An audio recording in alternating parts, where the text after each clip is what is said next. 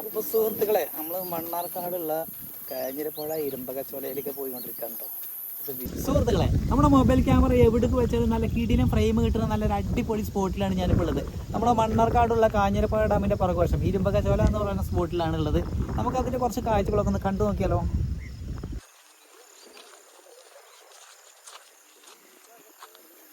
എന്താ